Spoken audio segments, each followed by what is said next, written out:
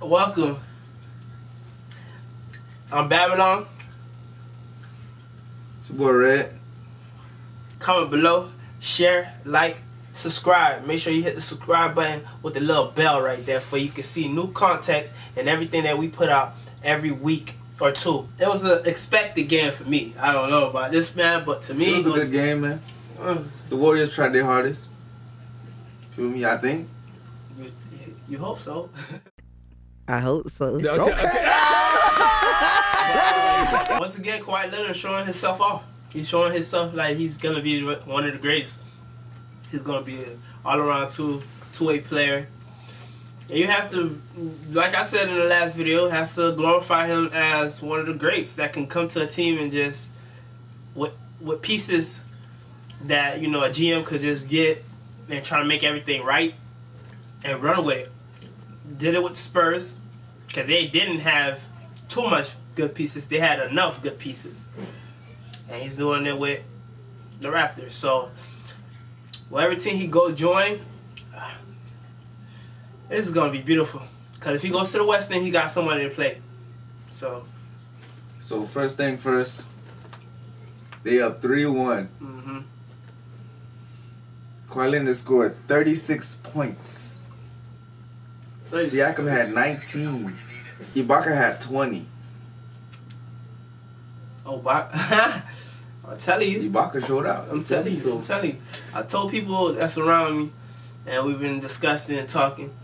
I told them, even though Siakam is scoring like 11 points, you have to watch Ibaka. He's getting mostly rebounds and averaging put back points. He's putting back everything that comes his way. He don't look back to put it out. he's going right over you. So it's like, you gotta look at it. Even if Siakam scored 10 points, look at what Ibaka's gonna do. Siakam's right now is the leader in his team of rebounds. He holds the lead of rebounds in his team. But you know, it shows that, you know, when you go for the backboard, you crash the boards, you're actually getting what you deserve. You know, 105 to what, 92? That's something like that. The Warriors never been beaten like this. You gotta understand. The Warriors never been beaten like this. I mean, they need their homeboy. They need KD. Not in the finals. The extra 25 points always helped them out. But that's a questionable. That's a question. That's why you give him the right to be like, all right, can you come back or can you not? Because if you can, we don't want to put too much on you. Right now, at this point, it don't even matter about KD because it don't matter about him. Before KD, they were scoring, but they're so used to KD scoring and helping them get that extra 25 plus points. Now they're so like, who else is gonna score for us? Now they're looking at everybody else like, oh, you can't score, you can't score. Only 2 people on that team can score. Since KD joined them, they don't have that third person like they always did, like for the past 2 years. Now they're not used to it no more. Like the first 2 years they was out KD, they was scoring. They was top 5 in the West, like 5 years running, 4 or 5 years running. Now they need KD. They got to get back to their old basketball, which it might be too late, but who knows? If Curry can have that one comeback like LeBron did, it's gonna be real. But not on Kawhi's watch.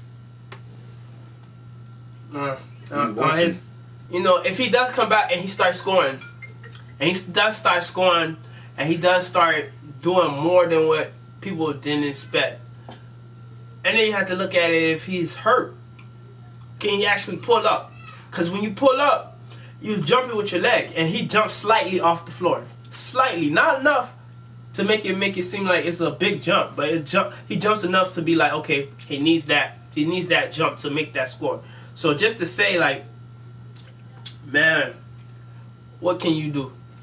KD, when you come back, what can you do? What we know you're bringing a scoring. We know you're bringing a scoring KD.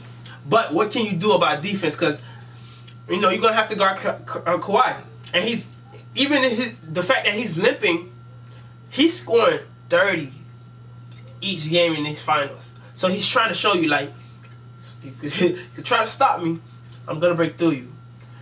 You can put whoever on me, I'm going to break through you. And then big up to Toronto's bench. Something that Warriors don't really have. People see the whole five, but don't see the backup. When LeBron had his team in the Heat, he had a backup. He couldn't do everything. I mean, he tried to do everything himself, but his backup, his key role players were there for him when he needed them. Just like Kawhi. Kawhi did it in the Spurs. He had key role players too. I think who else got the MVP in the finals, and it was like in their 20s and shit like that. And in the finals, Kawhi was when he played with the Spurs. Yeah, I don't remember. But they up 3-1. So the past don't matter. I mean, it matters about right now. It shows you that he got experience. And he's bringing them. He might bring them on his yacht after this season. So go on that parade. You go to that parade in Toronto. Have fun. So they up right now, man. You really can't say anything. Curry has to get back to his real game. Klay got to get back to his real game. Stop talking so much on the court. He spoke too soon. He started carrying him. And he couldn't carry him to the end. He carried him over. He didn't carry him to the end. He carried him for like the first half, like, hey, I got him. But Kawhi showed up and said, no, I got him. Who got the bigger ones, baby? Kawhi showed it. Klay didn't. Now they need to get back to their game without KD, which I know he won't be back. And if he does come back, he's not going to be close to 100, which they're going to expose that, and they're going to waste time putting them in the game to where they're going to have to keep taking them in and out. And that's going to mess up their rhythm. And everybody knows that, so they're going to expose that. Alright, you see how Curry had 35. No, not 35. He had 40 points last game. Last game before this game. And then in the ending of the first half, he had 30 points. To have Klay Thompson come back, it shows that rotation, trying to allow another scorer to score, and one of the top scorers in the league know how to score. To put that another scorer in, it mess up the rotation. It messes up the rhythm. It messes up how they're moving, how to pass the ball, how to let one person get hot. Because even though people are glad Curry's not an ISO player, he's still an ISO player. If you think about it, he's still an ISO player. Yeah, he just run through moving screens. He run through, yeah. So all that. So KD coming back, that's gonna be another. This is what they need. This is what Toronto needs.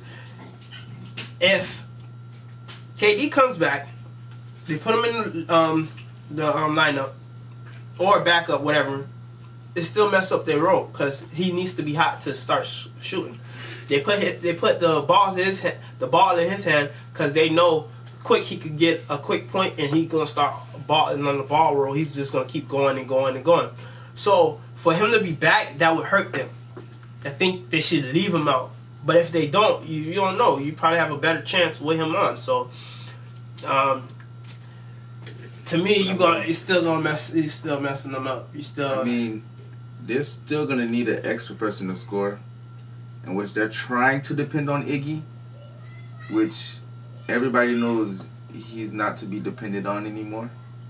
He's an iffy guy. He's been injured probably every couple weeks with his leg or whatever.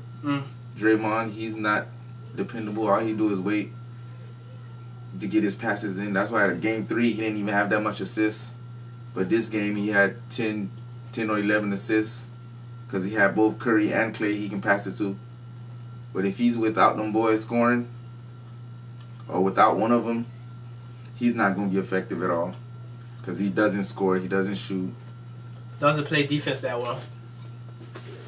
He does a little bit, but it's not no shutdown defense to where he can even talk like he's a catch and shoot player. That's what he is. But he can't shoot. He's talking about right now. Draymond. He could shoot. He could shoot mid range. He had a mid-range shot. Low post mid-range. Green do have that. I'm telling you. There's a couple of games that he actually showed out for his team when other players was not showing out for him. But, he's still... The thing that's what's wrong with it now, that it's the fact that you have KD there, so you have to take the back row. Now you became a Bosch. You might not score nothing and just get rebounds. You might just get rebounds. Draymond never had the lead role, though. He's always been a hold the ball, pass it to him kind of guy. So there's no... he's the fast break person, but Curry's a better fast break person than him because Curry can actually score. I'm not saying Draymond, that, but he just runs and he can stops put points on the board. passes. 17 points, 20 points at least on the board for a team. And if he goes to a team, they're going to rebuild around him and let him run the ball down. You know that, right? He's the glue to that team. Like that team, but every other team won't run offense like that because they don't have the same players. That's what I be saying. Like, if Draymond wants to go to another team, he'll probably be a bench player, if anything, bro. A bench player? Yes. That's a different discussion we have to talk about because what? He only scores when Curry and Clay is on the court, or KD, because he's always open. So he always has the chance to shoot the ball. If Curry and Clay is there, he always has a chance to shoot because they're always going to watch Curry and Clay before they even get close to watching Draymond to shoot the ball. They'll leave him open before anybody on the court. They'll leave Draymond before the center open. Before anybody. So it's not like he's a threat. He's not a threat. He just holds the ball, wait, pass it, assist. But you can see he's not no you can see these Warriors. These Warriors are going none of that. These Warriors are going through it. It's being exposed in a different way. Because even when LeBron won the last one against them and then they won, when he won his last one, he showed that it could be exposed. Just got to put me a little bit, people around me. Just give me a little bit. Don't give me too much. Give me a little bit. And people was getting mad because he was trying to build that team up to what it is when he played them. And then he started showing out. But if he didn't have Kyrie Irving, it would have been nothing. It would have been like last time he played the Warriors. It shows like you do need that second player. And the thing that's going on is Kyle Lowry is being that one player, one game. Van Fleet is being that player one game. You feel me? Siakam is being that player one game. Even Ibaka is being that player one game. You got even the center, Marc Gasol. He's going to score, get rebounds. So it's just like he has multiple people to do it. And then when he was playing Milwaukee, you can see that he was tired. But now it's like they picked up okay, this is the role we have to do. We have to show up. We have to... Van Fleet, you have to see Van Fleet come off the bench and he just spark up the crowd when he shoots the ball, he makes it. I told you, this is the year.